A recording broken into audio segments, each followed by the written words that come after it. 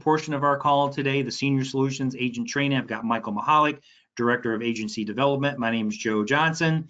And of course, we have our solid manager, Jimmy Hernandez, Agency Director, Financial Advisor, Tax Advisor out in San Antonio, Texas. And with that, Michael, let me flip the call over to you, sir. And Jimmy and I will sit back and listen, and we will contribute when we can. The floor is yours, sir. Okay, good morning. Good morning, Senior Solutions Nation. Jimmy and Joe, I bet you guys never knew when you first started Senior Solutions about a decade that it would really grow into something right here. But, you know, the insurance industry, as we all know, is a virtuous cycle. And you've got to give the receive in this business. Not only with our clients, also what we give to our clients, we show compassion, not commissions. So the policy stays on the books, and hey, we get paid for, you know, a decade later, we're still getting paid on Mrs. Smith that we wrote a policy for in Del Rio, Texas. And the same thing, I want to take my hat off, and I know to both you, Joe, and I know, Jimmy, you've been with Joe a long time, for all you've given to the Senior Solutions family. And that's the reason Senior Solutions has been around for a decade and is known as one of the premier IMOs, insurance marketing organizations, and the senior space in America. So welcome, Senior Solutions Nation. So excited this morning. We're doing something special here, and we're going to be doing it over the next couple of weeks. One thing that me, Jimmy, and Joe really miss is really getting boots on the ground out in the field and seeing you. We miss being in Chicago and Columbus, Ohio, and Philly and Orlando and Dallas and Houston. But, you know, the next best thing we can do is we're going to start doing these virtual boot camps. And that's really what this is sort of the beginning of the virtual boot camps. So really something that we would be doing face-to-face with you. But also, as we know, with COVID-19, it's probably going to be a little while before we can do one of those. So we're actually going to be doing these over the phone right here. So, ladies and gentlemen, I want you to, if you can, as once we get finished doing all these, I made to take 3, 4, 5 calls to do all of them. I want you to listen to these and start looking at these as your boot camp. Now, obviously, one of the most important things you've got to do before you go to boot camp is you got to get prepared. And Senior Solutions has really did the legwork of getting you prepared with a new agent starter kit. In that kit, it has all your tools, all your weapons for a soldier to be successful out in the final expense battlefield. You've got your flip chart. You've got your lanyard that goes around your neck that has your picture and it says State Certified Texas, wherever state you're in, licensed agent. As we know, when our clients are looking through their peepholes, that's normally the first thing they see, and that gives you instant validity. It has your business cards. Let's face it, what business person or professional doesn't have business cards on there? It's got your sticky notes. Ladies and gentlemen, I'm here to tell you, it's almost a non-negotiable not having sticky notes. Probably 50% of your sales are going to come from someone calling back on a sticky note. And for new agents who may not know this, these sticky notes are really our delivery notices. Much like a UPS or FedEx driver does, if they come up to the Hernandez residence and no one's there, they're going to leave the delivery notice letting the Hernandez family know there is something that needs to be delivered. So you need these as well. Ladies and gentlemen, you also got your brochures, which is something new. Joe, I believe we've had for about 6 to 7 months. These things are almost just as powerful as the flip chart that you can actually hand to your client, whether you're sitting at their kitchen table or on the couch and going over with them. And then, ladies and gentlemen, sort of what I like to call the game changer. And Jimmy, I think in your Dissecting the Sale YouTube video, you really alluded to this, and that is the folders. They're very professional. They got all of our carrier partners, Mutual of Omaha, Aetna, Transmerica, all the different pictures on there. And these folders, ladies and gentlemen, really set you apart from our competition. A lot of times you go out in the field and maybe someone already has a policy written by one of our competitors, and you ask them, they'll go get their policy or to go get what the agent left for them, and they can't find it because the agent didn't leave anything. And that's usually a very easily replaceable policy. So get your starter kit. Preparation, ladies and gentlemen, is the key to success. So let's jump right into this. Last week, ladies and gentlemen, we sort of had a primer call on our boot camp. So I'm just going to very briefly go over what we went over last week. Obviously, during a boot camp, we're wanting to learn the proven techniques, the proven processes that you need to embrace and put into action on a daily basis to be successful in final expense. And last week, we sort of spoke about the 3 qualifiers. Now, everybody on this call, I want to let you know what you have undertaken. You've undertaken the task to own your own final expense practice.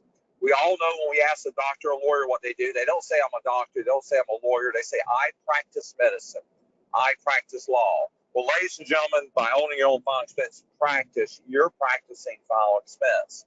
But before we do this, you need to know what the qualifiers are for this business, or the non-negotiables, or the ingredients that you need to be successful. We'll be very brief on this because we didn't go over it last week. And to get more detail, listen to last week's webinar. But number one, you need to know the foundational principle. The one thing you got to decide if you're going to commit to or not, and it's really going to be the make or break of you running a successful final expense business. And that is a commitment to knowing that this is an activity-driven business, or as veterans in the industry call it, an STP business, a just seeing the people business. This business is all about activity. Activity is the key, as there's no activity, writing applications without activity, just seeing the people. And you've got to wholeheartedly accept this. We have a saying at Senior Solutions: if you're not in it to win it, don't even begin it. So don't begin it if you're not ready to do the activity, get out and see the people. This is a numbers game where really charisma or being a smooth talker doesn't matter. What matters is how many times can you share your story on a weekly basis, much like the game of baseball. Being a numbers game where you're going to win some, you're going to lose some, and some are just going to get rained out. But ladies and gentlemen, when you have enough people to see, you're going to hit a certain number of home runs out of every batch of leads you have. And as your skill set increases, the more home runs you're going to hit. Number 2, ladies and gentlemen, the number 2 qualifier to run your own final expense practice is that you've got to be humble enough. You've got to have the ability to put your ego to the side and 100% conform and follow a proven, duplicatable system that gets predictable results on a week in and week out basis. And I've got some good news for you. Senior Solutions has the best final expense duplicatable system in the country. Not because we're perfect, but because our leader, our founder, CEO, Joe, along with Jimmy, who's been with him a long time, have already made all the mistakes for you. They've already fallen into all the pitfalls. And that allowed them to put together this proven system that gets duplicatable results. I've got some good news, ladies and gentlemen. You don't have to reinvent the wheel here. The wheel's already been invented. So prerequisite number 2 to succeed in running your own final expense practice, you've got to be humble enough to put your ego to the side and conform to a proven duplicatable system. Number 3, and we'll wrap this up, you've got to have the right mindset. And there's really 2 mindsets you need to be successful in final expense. One, Joe Johnson does so good going over, and that is you got to be completely accountable. You are now a business owner. You run your own business, which means you now are completely responsible for your successes and setbacks. You can't blame an employer or a third party because guess what? You're the boss. You work for yourself now. But the good news is that the F word does not exist in business for self. And that F word is failure. In business for self, you never fail unless you quit. You either win or you learn. And the good thing about learning is that if you had a setback, the next time you begin over, you're not beginning over from scratch. You're beginning over from experience. So you've got to have a mindset of being completely accountable. Number 2, you've got to have a mindset, and Jimmy and Joe, I sort of made up this phrase here, of being persistently resilient. It's not enough to be resilient in this business. You've got to be persistency resilient. You're going to get knocked down. You're going to get your lip a little blade, your knees a little skinned up. Anything you do in life, especially when you first begin, those things are going to happen. But the difference between successful and unsuccessful people is it's not how many times you get knocked down, it's how many times you get back up. And successful people are just simply willing to do the things that unsuccessful people are not willing to do. And one of the major things that my mentor taught me a long time ago in this business is that you never want to grieve or celebrate more than 30 seconds over any situation in insurance. And what do I mean by a situation? You call Mrs. Smith in Austin, Texas. She tells you to jump off a cliff and hangs up on you. You don't want to dwell on that more than 30 seconds, even less than that. You go to Joe Blow's house in Schaumburg, Illinois, and he slams the door on you. You don't want to dwell on that any more than 20 to 30 seconds. Or on the other side of the fence, Jimmy Hernandez writes himself a huge $100 a month premium. He doesn't want to celebrate over that more than 20 to 30 seconds, because success in Final Expense is all about momentum. Momentum comes from saying the most powerful word you can say in sales, and that word is next. Next, on to the next person. Momentum is your friend. Just remember, ladies and gentlemen, I'll leave you, we'll wrap up mindset with this right here. Your greatest ally and your greatest enemy is the person that stares back at you in the mirror in the morning. But here's the good part about it, ladies and gentlemen, and I don't want you to be embarrassed about this. If you ever get down, if you need some encouragement, that's why Joe, Jimmy, and Michael are here for you. We've been where you've been at, and we can give you that encouragement. So those are the three pre-qualifiers. You got to be in at the beginning, which means you got to be willing to do activity, just see the people. So this is a numbers game. You got to have humility to follow a proven and duplicatable system. We're not reinventing the wheel here. You shouldn't either. And number three, you got to have that right mindset of being completely accountable and persistently resilient. Now, I'm here to tell you, ladies and gentlemen, all the things that we're doing on this call right here will mean absolutely nothing if you don't do a key word we're getting ready to talk about here, and that is practice it. Ladies and gentlemen, experts tell us that the average human being forgets 50% of what they learn within 24 hours if there's not some type of reinforcement or practice. Avi, one of our good friends here on the phone, always has a great saying that I love, Joe and Jimmy. He always says that repetition beats inspiration every day of the week. So you've got to practice this. You're going to lose 75% in the week if you don't practice it. So one big thing we are about here at Senior Solutions, we just like to tell you to do things. We like to have a call to action. So we want to have a quick call to action here that everybody on this phone will make a commitment to themselves to get a practice partner. Maybe it's your spouse, maybe it's your significant other, maybe it's your grandma, maybe it's your kids, maybe it's your best friend. Get someone that you can practice the different scripts that we're going to go over because practice makes perfect. The next P word I want to talk to you about real quick, ladies and gentlemen, so you'll be successful, is the word process. You got to be patient enough to go through the process. All of life, ladies and gentlemen, all business is nothing more than a process. And there's actually a 3-stage process in Final Expense that a successful agent has to go through. And I know, Jimmy, you're on the phone. Jimmy's a certified financial planner, and Jimmy will probably confirm this for any segment of the financial services industry. It normally takes about 3 to 5 years to build a profitable enough book of business for you to enjoy the time and financial freedom that you probably entered the insurance industry in for the first place. So there's 3 steps to this process, ladies and gentlemen. I'm going to give you the timelines. Step number 1, and probably the most dangerous part of it, if you don't lean on your Senior Solutions family, is what we call the learning curve. That's usually the first 90 to 120 days. I always tell agents to you're learning this. This may be something brand new to you. This is a brand new craft, and you're learning it. You're developing the most important word for success, the H word, habits. So these first 90 to 120 days, you're learning the scripts, you're learning the techniques, the processes, the principles of this business. And I always tell agents it's best described as how when you first learned how to ride your bicycle. Now, I'm 50, so that was about 45 years ago, probably more than that. It was probably about 3 or 4 when I learned how to ride. Guess what, ladies and gentlemen? I fell off my bike. I bloodied my lip up. I skinned my knees up. I'm here to tell you, ladies and gentlemen, for your first 20 to 25, maybe even 30 appointments, you're going to bloody your lip up. You're going to skin your knees up a little bit. I wish I could protect you. We probably remember our children trying to keep them on the bike and protect them. But, really, they needed to go through that to learn how to ride a bike. And as you know, they didn't forget learning how to ride a bike after that. So, ladies and gentlemen, the first segment of the journey you've got to go through, the process, is the first 90 to 120 days, the learning curve. During this time, and I will stress to you over and over, I want you to use another H word, and that word is harass.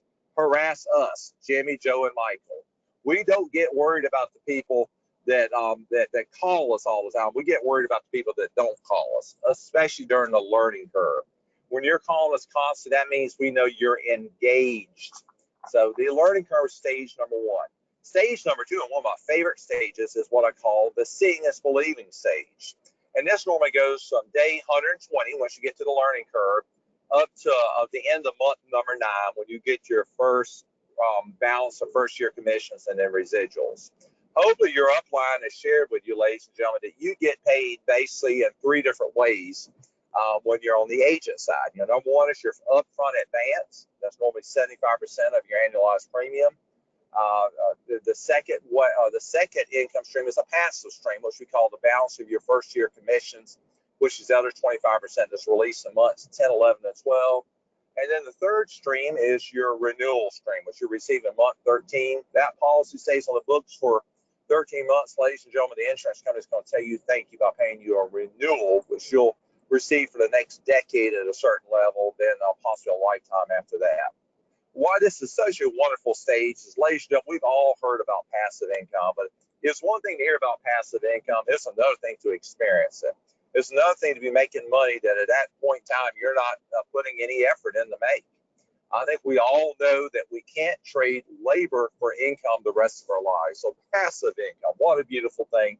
And we experience that in the seeing and believing stage, which runs from the day 120 usually to the end of the first year. But the third stage, ladies and gentlemen, is really what separates the policy peddlers from the professional planners.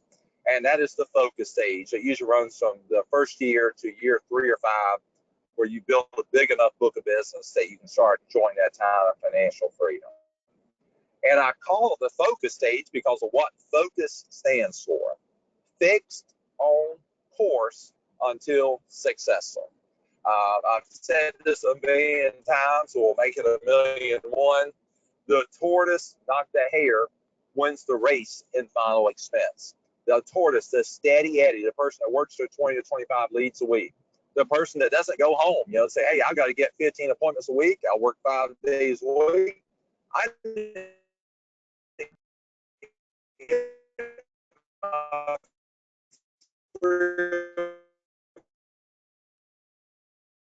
Michael. I'm going to go and stay out and get that third appointment. Hey, Michael, we just lost you can you hear me? Michael, just go back in your notes and go back about 10 seconds. Can you hear me, Joe? Yeah, we lost you there for about 10 seconds. Okay, I apologize. So, no problem. So we're going through the boot camp here. And ladies and gentlemen, I want you to picture me and Joe up front. We got the whiteboard. We just written down 3 things. We wrote down the 3 qualifiers. We wrote down the importance of practice and the call of action of you getting a practice partner, making that serious commitment. And now, ladies and gentlemen, we just went over the process, the 3 stages of the learning curve, days 0 to 120, the seeing is believing curve, days 120 up to year 1, and then the focus curve, or the focus stage of the process, the fixed on course until successful, which is years 1 to years 3 or 5, ever how long it takes to build that book of business. With that, Joe and Jamie, I'd like to talk to you two gentlemen about sort of the process you went through. And ladies and gentlemen, we don't have time to do it today, but if you ever had the chance, talk to Jimmy Hernandez. I know your story, Jimmy. It is phenomenal how you started in the business. But Joe or Jimmy, can you give us any insight on those sort of 3 stages of the process an agent goes through to get successful in final expense? Sure, absolutely. Jimmy, you want to go first? You want me to go? I'll go first, Joe. Okay, go ahead, buddy. All right. Well, man, well said, Michael. You know, the biggest thing I can say, if you're in that first stage, you're in the learning curve, I have to tell you what the most common thing that I see from new agents is they focus too much on the scripts. They focus too much on trying to be prepared. And I'm not saying not to learn the scripts or not to be prepared, but what I'm saying is they focus on it so much that they fail to do the number one thing, which is activity. And so, in my opinion, if you're in that first stage, you're just getting started with us, activity trumps everything else. Because once you get out there in the field and you start knocking on doors or you start making phone calls, that's when you really learn. You know, I'm going to say probably 30% of all the people that we talk to, they're going to say yes just because you showed up, right? And if you don't show up, you're not going to get that 30%. So you want to get out there and do the activity plus the preparation plus learning the scripts, but don't put the learning part ahead of the activity, because that's truly and really where you're going to learn and develop your skills. I don't know, I'll turn that over to you right there. Yeah, I think, you know what, Jimmy, you hit the nail on the head, brother. I think way too many people spend way too much time what we call getting ready to get ready. You know, we bring on a new agent, they're studying, you know, they're getting ready, they're getting their contracts. What are you doing? You know, what's your game plan? Well, I'm getting ready. I'm waiting on this. Or, I mean, I've heard agents that are, they want to have all their carriers lined up before they go out and start selling. Guys, that is definitely not the way to do it. And it's frustrating for us, you know, because we know that we know the process, and we know all the pitfalls, and we had just had this experience with an agent that kept telling us that, hey, you know, I'm getting ready. I said, well, dude, I said, you already have 2 writing numbers. I mean, like, how many carriers do you need? And he was waiting on, oh, I need some more carriers. I'm just telling you this. When I go out and I'm personally producing, which I do a lot, I only go out with like 3 carriers. That's it. You know, guaranteed issue company and 2 other carriers. Maybe I'll have a third in my back pocket, man. But I think new agents, and Jimmy, you hit the nail on the head. They put too much emphasis on the wrong thing, because, and Michael talked about the learning curve and the process, and here's all I can tell you is that, man, you're never going to be ready. You just need to go do it. It's like having a kid. I'm assuming that the majority of these people on the call today have children. Okay. Think about when you had your first kid. Were you ready? No. If we all waited until we were financially able and ready to have kids, we probably would never have children, you know? So you just got to go do it, and you got to make it happen. And here's what I can tell you. As far as the process and the learning curve, it's going to take longer than you think. It's going to be harder than you think. But the only way to get through it, and the only way to accelerate the learning curve, is what Jimmy said, is that you got to take activity, not just activity. It's got to be massive activity. If you want to get anything done, you got to throw massive activity at it. Here's what I know. Whatever you focus on will expand. So if you're focused on the activity, that's why I tell new agents when they're first getting started, man, you will be doing yourself a disservice if all of your goals are result oriented. Now, results at the end of the day is what we want to get, but initially, when you're writing out your goals, especially when you're new, your goals should be activity focused, not results focused. When you're new, you shouldn't be setting goals of like, hey, I'm going to write, you know, $5,000 a week in premium. Because if you don't get there, you know, you may set yourself up for disappointment. But it's much better. It's easier. Not that it's easier, but it's a better. You'll get better results if you focus on the activity. Having an activity of, hey, this week I'm going to make 250 prospecting dials. I'm going to knock on 100 doors. I'm going to make 15 presentations. What I promise you is that if you put the attention on the activity and not the results will come. Even today, when I'm out writing personal business, I got to be honest with you, I don't focus on the results. I don't focus on, hey, I got to write 5,000, I got to write, this many applications. I don't even worry about that. I take the pressure off myself and I only focus on the activity that needs to be done. Now, of course, when you're focusing on the activity, you've got to make sure that you've got enough people to go see. So you've got to, a little bit of planning ahead. You got to have those leads ready so you can go out, you can make those phone calls, you can do those door knocks. But and then I was taking some notes, Michael, just a couple of things. You talked about, I like the word, what you said about being persistently resilient, I think is what you said. It's like, it's one of my, one of my favorite, I don't know if it's my all-time favorite, but one of my favorite fictional characters is Rocky Balboa. And, one of the things that he says in the movies is, I don't know, it was probably, Rocky 12, that, hey, it's not about how many times you get hit. It's about how many times you get hit, you get knocked down, and you keep getting back up. That's what it's all about. And that's kind of the difference between what I say is like motivation and inspiration. Okay. Anybody can get motivated. Okay. When football players or professional athletes, when they're getting ready for an event, and that event is going to be taking place in 15 minutes or 10 minutes, they get all psyched up and, they do their chants and they get super riled up and super motivated. Okay. And there's a reason why they do that, because motivation is good. But the thing about it is that motivation is temporary. Motivation doesn't often last. It's a temporary result. That's like on this call, we can get you all fired up, we can get you motivated, and you're like ready to run through walls and go out and door knock and prospect and write business. But here's what I'll tell you, inspiration is what will keep you going. That's the inspirations when you have that intestinal fortitude, that drive. That's something that God put in you, is to have inspiration.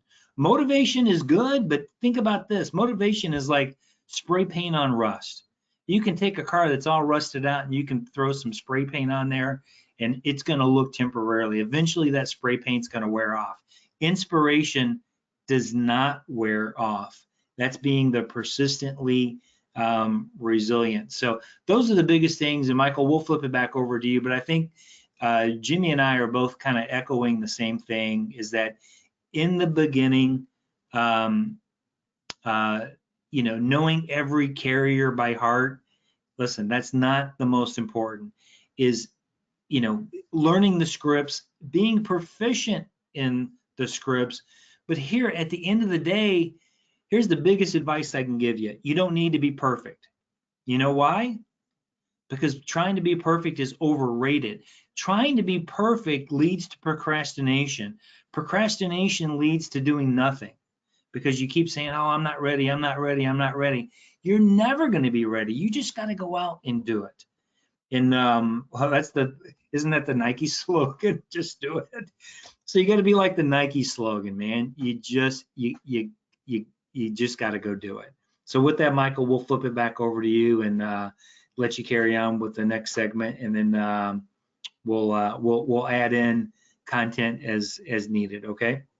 Perfect. Well, ladies and gentlemen, is any final expense owner, if I'm going to run a final expense practice, I want to know the answer to a couple questions. First of all, what is final expense? Second of all, how does final expense relate to life insurance? And third of all, why would I pick this part of life insurance? What makes this segment of the industry I'm going in so attractive?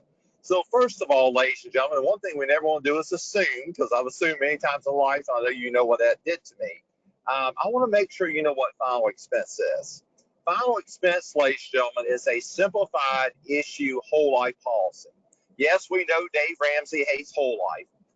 And many of you may have term insurance, but whole life is the best type of policy for our clients who are on a fixed income. They can't afford to have a term policy where their premium can go up 2 or 3 times the amount they're paying before their birthday. No, they need something fixed, because guess what? Their income is fixed. So a whole life policy is just like it sounds like, ladies and gentlemen. It covers the client's whole life, and it's going to be there when they need it. It's not going to be like an AARP policy that age 80 drops them. No, this is going to be there when they need it. And as long as they make those premiums, here's the beautiful part of a whole life policy. The premiums are never going to increase. You know, God bless his soul. I love Mr. Alex Trebek, but I can still see him saying right now, your premium has a rate lock on it. Well, a whole life final expense, ladies and gentlemen, as long as they make the premium's going to have a rate lock on it. And also, ladies and gentlemen, their benefits never going to decrease. It's going to stay the same. As we just said, it's not cancelable as long as the premiums are made. And you're going to have some cash value build, even though it's much more heavily weighted towards the death benefit, not the cash value. Okay, so that's what final expense is a whole life policy. But it's also simplified issue. What do we mean by simplified issue? Well, my mentor sort of told it to me this way. That means there's no needles, no nurses, and no blood work. That means if you're doing business with Transamerica or Aetna or Mutual of Omaha, they're not making that person give them a urine sample or a blood sample. They're not making them run on a treadmill or EKG or get doctor's reports. So it's a simplified issue. They're making the decision off of the answers to the questions on the application, and they're pulling 2 reports, a medical information bureau, which is sort of scary. It knows that if you had a cold when you were 2 years old, and a script check to see what prescriptions that they are on. Now, how does final expense relate to life insurance? Well, ladies and gentlemen, my mentor always taught me that life insurance is sort of like a city with many different avenues. And final expense is just one of those avenues. As we probably have all heard of, there's mortgage protection avenue, where you're using life insurance to protect against the breadwinner passing away and that family not be able to stay in the home. There's buy-sell agreement. You're using life insurance to protect one partner in case the other partner passes away, and you're protecting against insolvency. And then there's final expense avenue, ladies and gentlemen, where we're using this whole life policy to protect the loved ones that someone leaves behind from the heavy financial burden of their final expenses. Let's face it, ladies and gentlemen, unfortunately, the first thing we do when we pass away is what? We leave a bill. And with, I think, the National Funeral Association saying that bill now is about $8,000 to $12,000. Ladies and gentlemen, we're leaving behind a huge bill. Now, your question as you're looking at running your own final expense practice may be, well, why should I go down final expense avenue? What makes it so much more attractive? Well, as we all know, ladies and gentlemen, the number one reason is that this is nearly a recession-proof business. Hopefully, if you noticed during the worst pandemic in most of our lives, COVID-19, our business has not really suffered. If anything, it's actually went up. That's because final expense is nearly recession-proof. With 10,500 people turning 65 a day, our industry follows the largest segment of the U.S. population ever born, called the baby boomers. Number 2, why is final expense avenue? What should you go down final expense avenue compared to mortgage protection avenue or buy-sell agreement avenue? Well, number 2 is that this is daytime work, ladies and gentlemen. You can see some of our clients as early as 8 o'clock in the morning, but a lot of them aren't going to want to see you after 6 or 6:30 at night. They're already in their pajamas watching Jeopardy or watching the nightly news, etc. And if you talk to anybody, I know Joe Johnson has ran this the nighttime shift of insurance. And when you're running nighttime appointments, it is frustrating. You're dealing with rush hours to get to the client's house. Once you get there, you're dealing with screaming kids that haven't seen mommy and daddy all day long, and food on the stove. So final expense is a breath of fresh air to many clients who can get in 6, 7, even 8, 10 appointments a day, or go see 6, 7, 8, 9, 10 appointments a day, or people a day, but still be able to be back in touch with their family by 7 or 7:30 at night. But the third reason, and probably one of the biggest reasons that final expense is so attractive, ladies and gentlemen, is that this is a cash flow business. Your income is very heavily front-end loaded, with many of our carriers paying your 75% front-end advance within days. You know, Mutual of Omaha with Express Pay, ladies and gentlemen, you can write that policy on Monday. You've got it in Omaha, Nebraska, about 3:30 Central Time. Tuesday or Wednesday, you've got your 75% front-end advance being in there. As we all know in business, cash flow solves a lot of ills. And ladies and gentlemen, you're still getting your back-end income that we discussed earlier of your balance of first-year commissions, as well as your residual renewal income. So Final expense is attractive, nearly recession-proof. Final expense is attractive. The Lord help us, daytime work. You're not in those houses with those snot-nosed kids and that food and all the things competing for that person's attention. And number three, man, is cash flow. You know, we talked to so many different people, me, Joe, and Jimmy do, that needed to make money yesterday. So final expense can do that for you. But ladies and gentlemen, I hope you know one motto of Senior Solutions, and that is this: we're always going to be direct, transparent, and honest with you. Even though final expense is a simple business, final expense is not an easy business. And please let that sink in a little bit. Think about that as you get ready to run your own final expense practice. We know why final expense is a simple business. We're dealing with simple, salt-of-the-earth people. People who are in their earlier years were working hard to keep a roof over their family's head, food on the table, clothes on the back, and they just didn't have the expendable income during those years to purchase life insurance. They've gotten to their senior years and they're like, oh, Lord, we've got a problem. It's a high cost of dying.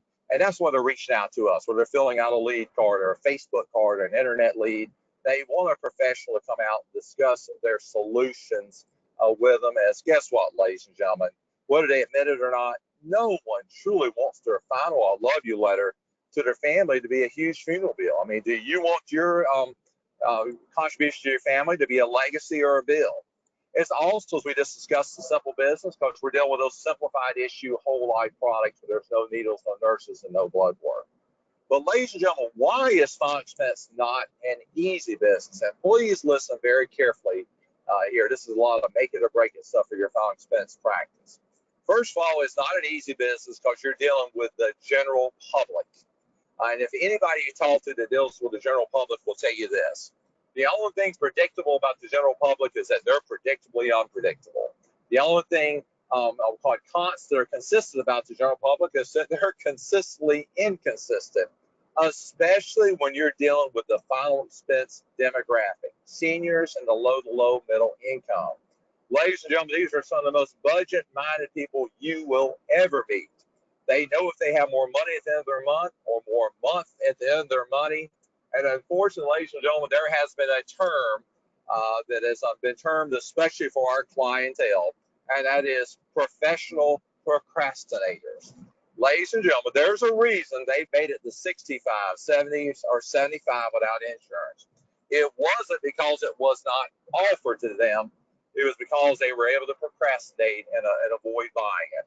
So reason number one that final expense is not an easy business is because of our demographic, the fact you're dealing with the general public, which are just by their very nature predictably unpredictable. But number two, and really what Jimmy and Joe have already drilled home, and I'm going to keep drilling home as well because it's really the deciding factor of your success or setback in final expense, is the fact that you've got to be proactive.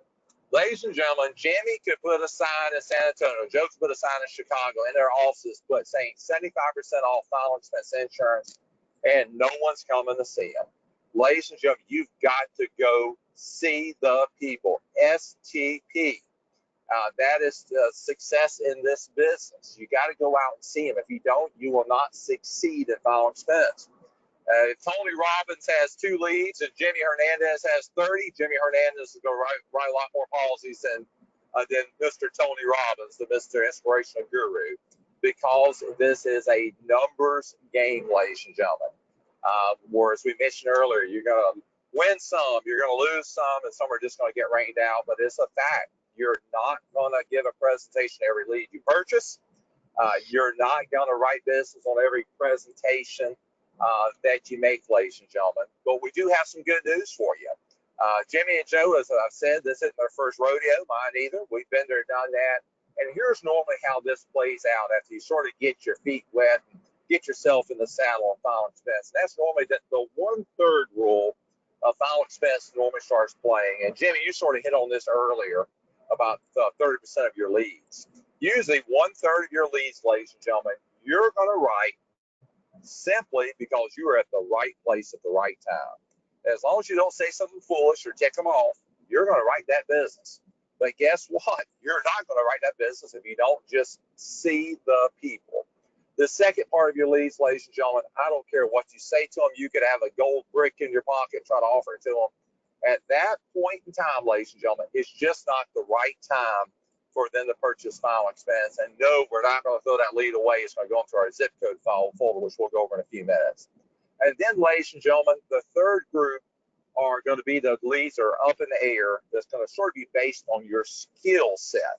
And that's going to determine if you write them or not. So we got the first set, the ones we're going to write simply because we're at the right place at the right time. We're going to sort of term them R1s. We're going to label them R1s.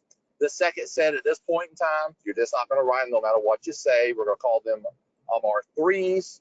And then the last we talked about, the ones that are up in the air, the ones that your skill set increases, you're going to write more, we're going to call R2s.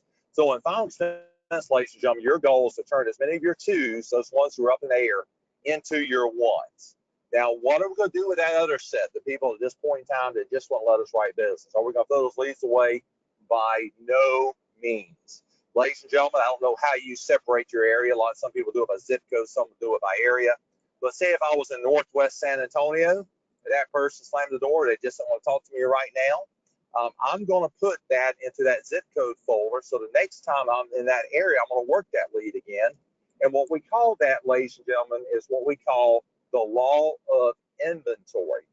Ladies and gentlemen, you're building inventory in that area. So the next time you're in there, you're going to stop back by and see that person, because Final Expense leads have some of the longest shelf life of leads anywhere in the industry. And it sort of sounds morbid, but a Final Expense lead is not dead until your client's dead. And Joe and Jimmy can both give you examples of how they've written business on leads a year, 2 years. My mentor, Tim, wrote a lead 3 years later, because these clients' lives change, ladies and gentlemen, especially in their senior years. Maybe they have a loved one unexpectedly die. Maybe they have a friend unexpectedly hospitalized. Maybe they themselves have a scare. Maybe they have a cancer scare. Or they have a heart attack scare. Maybe their personal policy they have expires, or maybe the premium goes up so high they can't afford it. And now that person that told Jimmy in the beginning they weren't going to buy from them 6 to 7 months later is now very interested in buying. So before we turn to you, Jimmy and Joe, I want to tell you how you leave the door open. How do you leave the door open on those leads that right now just aren't going to buy from you? Well, you simply say this. And is it going to work every time? No, but it's going to work a lot of times. Mrs. Smith, I understand right now you're not interested in discussing your Final Expenses, but I am the agent assigned your area. And I'm actually in your neighborhood once every 2 or 3 months. You mind next time I'm in your area if I just pop my head in the door and see how you're doing? And I'm going to do that. And most times she's going to say yes. Some are going to say no, but a lot are going to say yes. And then most importantly, as soon as I get back into my mobile office, my car, I'm going to send them that thank you note so they remember me. So the next time I'm in that area of San Antonio or Atlanta or Chicago or Philly, wherever I'm at, and I'm in that area, I'm going to stop back by and I'm going to see Mrs. Smith, who gave me permission to stop back by. So Jimmy and Joe, before we go any further, give us your ideas first about Final Expense and why it's so attractive as an avenue of life insurance, simplified issue whole life policy. But more importantly, guys, give us your ideas of how this is a simple business, but it's not an easy business. Over to you, gentlemen. Hey, Michael, just let me give you a shout out, man. You're doing a great job. Guys, keep in mind how much content that Michael's delivering on the fly. He's not sitting in his office. He's driving his car to South Carolina and is presenting this information by memory. So, I mean, just talking about being prepared and knowing your stuff. Nobody knows this stuff better than Michael Mahalik. But I'll just tell you this. I mean, the one of the biggest attractors for me, Michael, personally, in the senior market is because when I first got into the insurance business, I didn't get in it. I didn't start with Final Expense. I was in the mortgage protection arena, and you know, I guess I didn't realize at the time that I got in late 2008, 2009, really what a horrible time that was to be in the mortgage protection business. I mean, you guys, with the mortgage crisis that was going on, and you guys probably know that mortgage leads are really driven by new home purchases and refinances. And the IMO that I was working for literally just ran out of leads. I mean, there just, there weren't enough leads, or if you wanted leads, maybe you have to, they were, you get in your car and drive for 6, 7, 8 hours, or hop on a plane and go somewhere. But what they did make available were final expense leads. And I had never worked a final expense lead before in my life, but there was a lot of them. And what I came to realize working the final expense market is that it is virtually, I mean, knock on wood here, but virtually it is a recession-proof business. I mean, when the mortgage crisis was going on and the housing market was collapsing, final expense clients weren't affected. If they had a mortgage, most of them, their house was already paid off, or they're renting, or if they did have a mortgage, they were locked in a 30-year mortgage that they got 25 years ago, so they weren't really affected by all of that. The other thing that I really liked was that daytime activity. When I ran, I apologize for that phone ringing in the background, but when I ran mortgage protection, it was not uncommon that to meet people at 6:30, 7, 8, 9, sometimes even 10 o'clock at night, if you can believe it, or on the weekends. Great thing about final expense is that I really control my own destiny and my own schedule, is that it's daytime activity. Very rarely, unless I'm really pushing for a certain goal, or if I don't hit my numbers throughout the week, very rarely do I ever actually run appointments on the weekend. It's very rare. It's usually Monday through Friday, just killing it, hitting it hard, going out, seeing as many people as I can.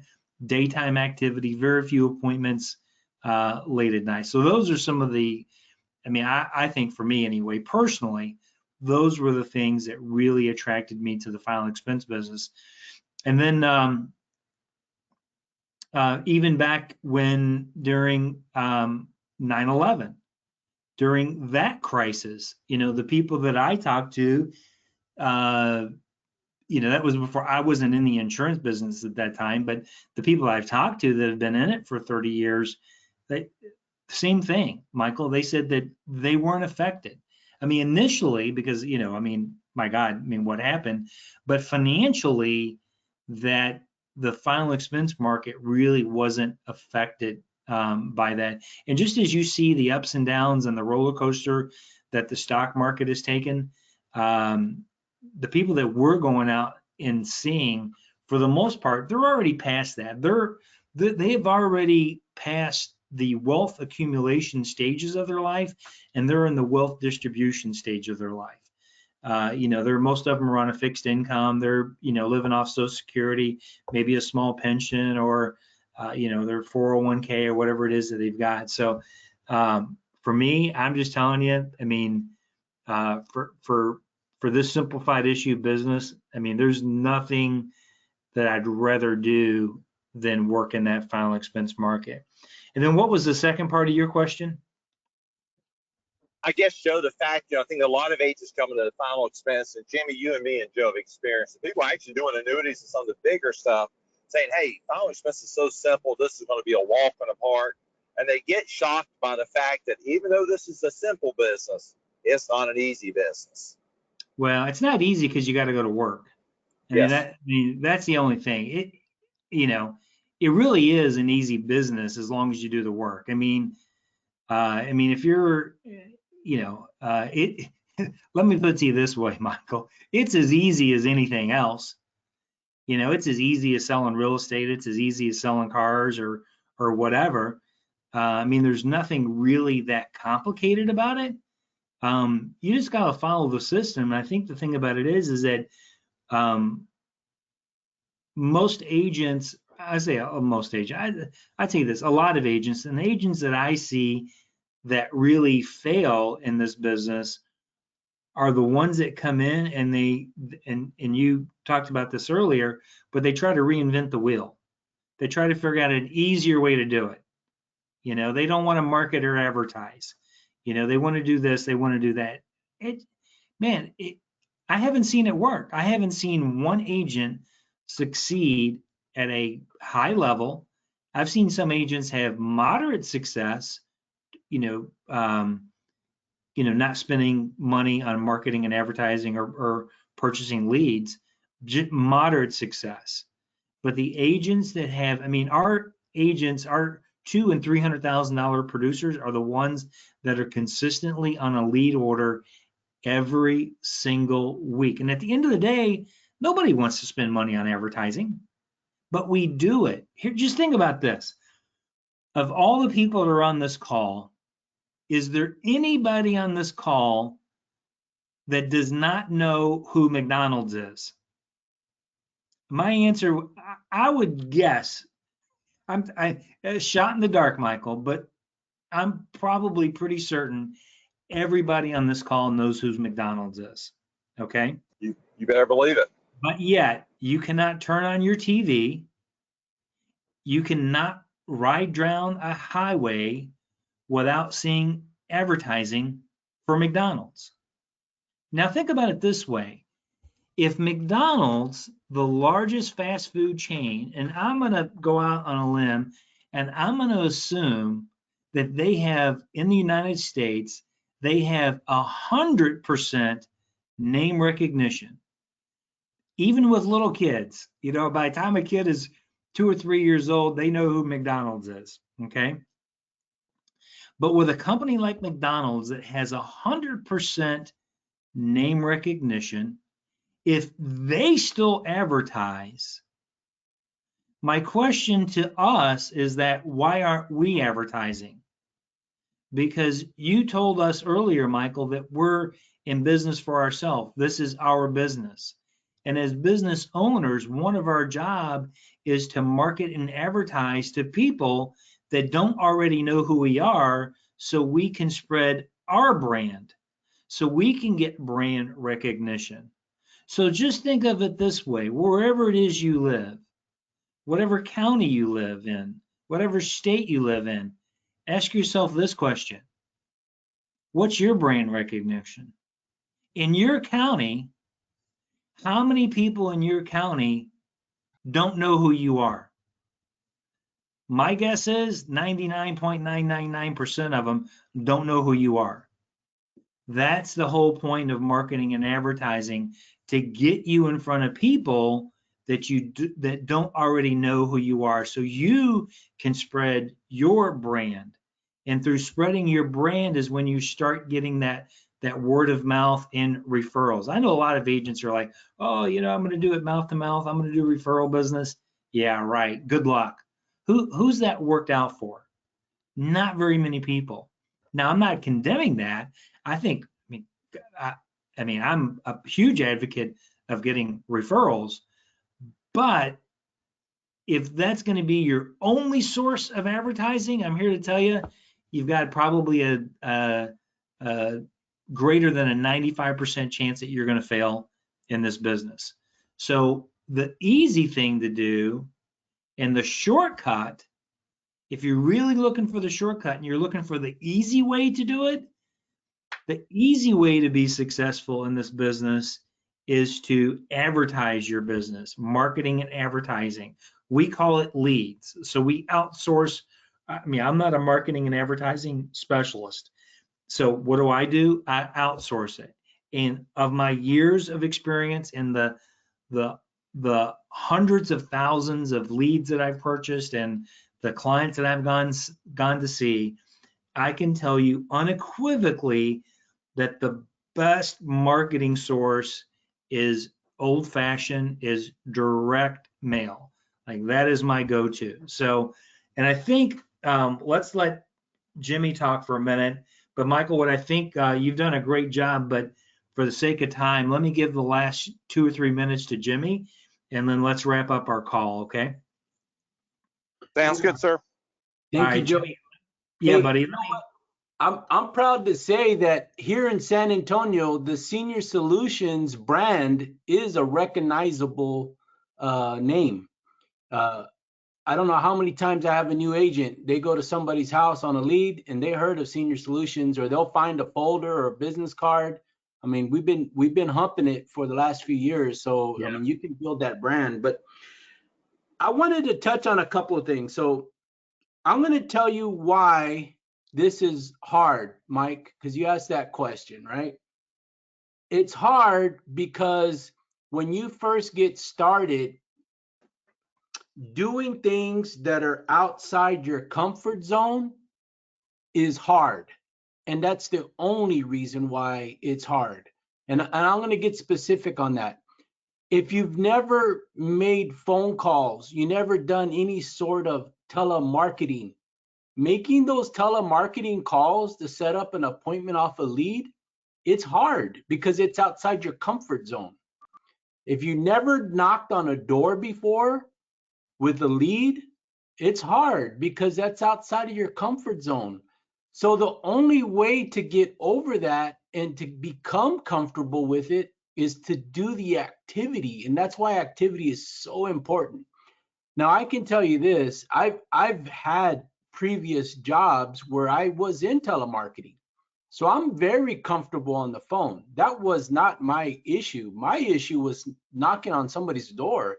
In my mind, all I could see was either a Kirby vacuum cleaner salesman or a cable salesman going down the street knocking on doors. And I remember asking Joe, like, you mean I got to go knock on their door? They're not expecting me? You know, that's kind of hard mentally to grasp. Well, guess what? Today, I'm more comfortable knocking on doors than I am making the phone calls. And I'm good on the phone. But I'm more comfortable knocking the door because I broke through that comfort zone or discomfort and kept doing it over and over, that I realized that it's not even a big deal. It was a big deal in my head because I never did it. But once I got out there, I realized that you actually get rejected far less in person than you do over the phone. And it's easier to get into the house and the people are nicer. Not to say that you won't ever get rejected or you won't get somebody rude. I mean, that's going to happen, but you have greater success in person. So you need to get out there and make that your comfort zone. Once you've done that, this is easy. Like Joe said, this is easy. You just got to do it. So once you get through that phase and you go into the next phase, I just want to clarify something there on the second phase. Sometimes agents go through slumps. They've had success, they've done really good, and then all of a sudden everything's broken. They can't get into the door. Nobody's, letting them in to do a presentation. When they finally get a presentation, they're getting rejected. And typically, when we go back and review those scenarios, what has happened, so if this is you I'm speaking to, what has happened is you've gradually started leaving out steps, and you left one step off and then another step, and you left this out and you left that out, and it got to the point where it's not recognizable anymore as far as our system. Kind of like taking a big block of cheese and taking one thin slice at a time. You don't really see it disappearing until it's halfway gone. And that's what I'm talking about. So if you're in that second phase and you're in a slump, you need to go back and start doing everything all over again. Refresh your mind with the magic formula. Refresh your mind with the scripts. Go back in and look at the objections. And when you start looking at all those things, you'll start recognizing, oh yeah, I forgot. I stopped saying this. Oh, I stopped doing this. So you just need to get rejuvenated and make sure that you get back on track. But I wanted to answer your question also, Michael, about like, what is it about final expense, that's attractive or lucrative? And I'm just going to lay it down like this, because prior to Senior Solutions, I was selling the IULs and I was doing annuities. And gosh, you know what? Final expense is simple because you're not having to explain how the index works and this and that. And, how you're going to take out a tax-free retirement via a loan and answer questions if you're going to have to pay back the loan. When you're selling final expense, it's simple. You have a death benefit that is designed to take care of their funeral cost. And that death benefit, based on the amount of the death benefit, you have a premium. You got two factors, and that's really it. It's real simple. It's not a complicated process to explain. In fact, they already understand how life insurance works before you get there, right? That's why it's important that you be professional and show up and then answer any other questions that they may have. Make sure you reassure them of the 5 guarantees. And, you know, if you can do that, you'll be successful. What I also like about final expense is that it's a simplified issue. And I know Joe talked about that earlier, but, you know, when I used to sell IULs, you know, it would take weeks to get a deal done. Sometimes, you know, as much as 3 months to get a deal done. When you're taking, you know, a day, 2, maybe 3 days to get a deal done on a final expense, you know, it's a simplified issue. There's, you know, just some few questions that you have to answer. You submit the app. Typically, they're going to check everything within 1 to 2 business days. That policy is getting issued and you're getting paid and you're down the road making new sales. So for me, I love the speediness of it, how quick the turnaround is from the day you make the sell to the day that the money's in your bank account. It's such a short cycle, and you could just, it motivates me to get out there and do it over and over and over again. So that's what I love about it. But I have a couple other tidbits. I know we're going a little over time here, but I wanted to ask Joe a question for those people that are out there. And you heard us talking about activity, and Joe touched on goals. You should set activity goals, not production goals. I totally agree with that. And so my question, Joe, is like, when is the best time to make a sale, Joe? To make a sale? Yeah, Anytime. anytime. Okay. Not quite the answer I was looking for, but that's a great answer. What I wanted to tell you is when you're out in the field and you just made a sale, that's the best time to make another sale. Oh, Many times, okay. I wasn't getting I'm sorry, Jimmy. So, many times, I'm sorry, many times agents are out in the field and they get a sale and they get all excited and they go home. Oh my God, don't go home. Go knock on another door or two. And I can tell you, I'll never forget this day. I had a new agent in Austin. His name was Joel, and he went with me on a ride along, and I was training him that day. And oh Lord, it was the biggest day I ever had. I kept making sell after sell after sell. We started at 8 in the morning. I didn't finish. My last door knock was like at 9 p.m. This was in the summer. We didn't finish till about 10:30. But at the end of the day, I wrote 9 applications because I could have called it quits at 5 or 6 and said, hey, this is a great day. But I knew it was on a run and I didn't want to stop. And I just kept going. And at the end of the day, this guy was like amazed. Oh my God, you know, and it's just because you're on a high. So when you're out there and you make a sell, don't quit, keep going and get another sell. But Joe, I'll turn it back over to you, sir. all right, buddy. Hey, Michael, let's go ahead and let's wrap up, buddy. You got, ladies and gentlemen, in the Senior Solutions Nation, this was part 1 of our virtual boot camp. Again, me, Jimmy, and Joe, it hurts our hearts that we're not out there seeing you face to face, but right now, this is sort of the hand of cards we've been dealt. So I want you to, hopefully, Joe, maybe we can even call this part 1. And we're going to have 3 more parts, okay? It may not be consecutive, but we're going to have 3 more parts of this virtual boot camp. But the biggest thing I want to wrap it up with is this right here. You know, Joe and Jimmy, most people say it takes 10,000 hours to become an expert at something. Ladies and gentlemen, you want to cut that in half. You want to cut that by 100% or maybe 95% almost. What is the great equalizer that cuts down on those 10,000 hours they say to become an expert? And I'm going to tell you in one word and one word only: mentorship. Ladies and gentlemen, you have the best mentorship in the country here with Joe Johnson and Jimmy Hernandez. They've been there, done that, ladies and gentlemen. They've already made all the mistakes. They put the system together, but more importantly, they're here for you. Because as we always end our calls, we say the same thing because it's so true, and it's something I want you to take to heart. Even though you're in business for yourself, you're never by yourself. Senior Solutions is with you every step of the way.